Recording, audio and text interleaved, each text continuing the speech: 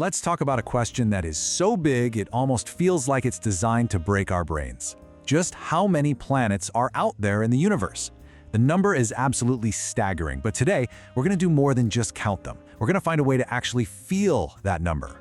So, let's get into it. Everything really starts with this one simple, mind-bending idea inspired by those incredible images from the James Webb Space Telescope. When you look at one of its deep-field photos, you have to realize you're not looking at a sky full of stars. You're looking at a universe full of galaxies. Almost every single dot is its own city of stars. That right there gives you the first clue about the insane scale we're dealing with. So let's unpack that. What does that really mean? It means each one of those tiny pinpricks of light is a galaxy, a swirling collection of billions, sometimes hundreds of billions, of stars. And here's the thing we've learned over the past couple of decades. Most of those stars aren't flying solo. They have their own families of planets orbiting them just like our own. Right, and that's the central problem, isn't it? When you start multiplying numbers that big, they just become abstract, meaningless almost. It feels completely impossible. So where on earth do you even start? Well, it turns out there's a really clever mental tool designed for exactly this kind of question. We are going to use something called a Fermi estimate. It's named after the physicist Enrico Fermi, and it's basically a genius way to tackle a problem that seems impossible by using just a few logical guesses. It's like a superpower for cutting through complexity and getting an answer that's at least in the right ballpark.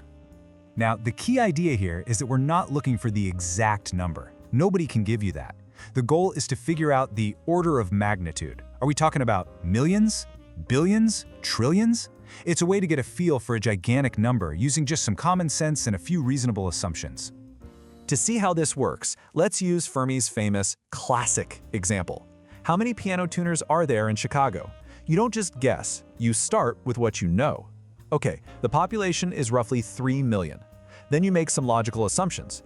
Let's say an average family has 4 people. And maybe, just maybe, 1 in 5 families owns a piano. From there, you can estimate how many pianos one tuner can work on in a year. You see? You break this giant, weird question down into smaller, answerable pieces, and boom, you land on a pretty reasonable answer, around 150 tuners. Okay, so you see the method, right? It's simple, it's elegant, and it's incredibly powerful.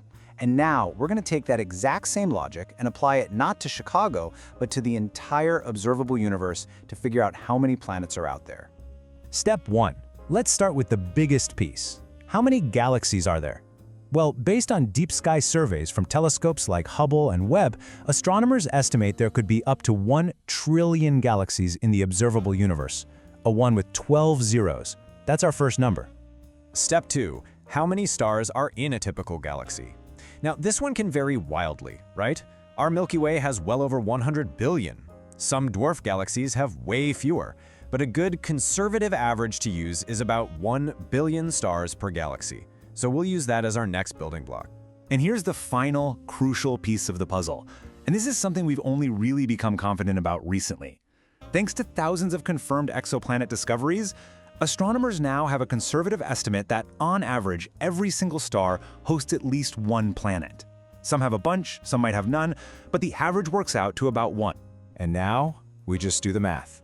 1 trillion galaxies times 1 billion stars per galaxy times 1 planet per star gives us this, a 1 followed by 21 zeros.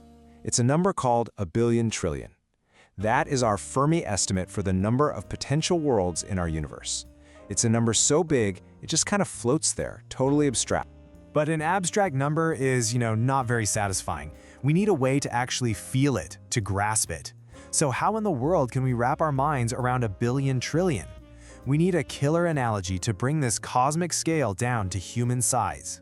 So let's try a thought experiment. Let's imagine we have this magical power to take every single one of those billion trillion planets, every gas giant, every rocky Earth, every frozen ice world, and shrink each one down to the size of a single grain of sand, about a millimeter across. So, where would you keep a billion trillion grains of sand? Well, if you started filling up standard 100-floor skyscrapers with this planetary sand, you would need 1.5 million of them. An entire city of skyscrapers just packed floor to ceiling with these tiny little worlds. And if you put all those skyscrapers next to each other, they'd cover an area roughly the size of Greater London. Just stop and picture that for a second. An entire mega city made of buildings filled with sand, where every single tiny grain is an entire world. That is the scale we're talking about. Now, a number that big, an image that powerful, it has some pretty profound implications. It forces us to ask one of the biggest questions of all. In a universe this jam-packed with planets, what are the odds that we're actually alone? You know, as of today, we have confirmed the existence of just over 6,000 exoplanets, almost all of them in our tiny little cosmic backyard.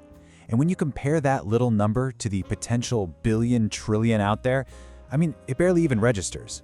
We have only just peeked out the front door. So let's just play with the odds for a second. Let's be wildly pessimistic. Let's say life is absurdly, unbelievably rare. Let's say it only happens on one planet out of every 100 billion. Well, even with those terrible odds, the sheer number of chances means there would still be 10 billion living worlds out there. The numbers are just so huge, it becomes almost statistically harder to believe it only happened once. And what's even more humbling is that the more we learn, the more we realize our own solar system might be kinda weird. We're not the template. We're discovering all these cosmic architectures that we never even imagined were possible. We're not the rule, we are just one of a countless number of possibilities. So where does this all leave us? This whole journey, from a tiny dot in a telescope image to an entire city made of sand, it completely reframes our place in the universe. It's humbling, for sure, but it's also incredibly exciting. Let's go back to that city of worlds for a moment.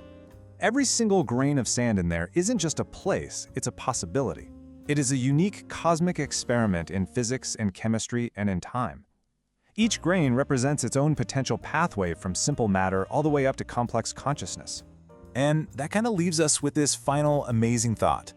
The next time you look up at the night sky or you see one of those deep space images, remember that city of worlds hidden in plain sight. And remember that somewhere, on one of those countless grains of sand, another mind might be looking up at its sky, asking the exact same questions we are.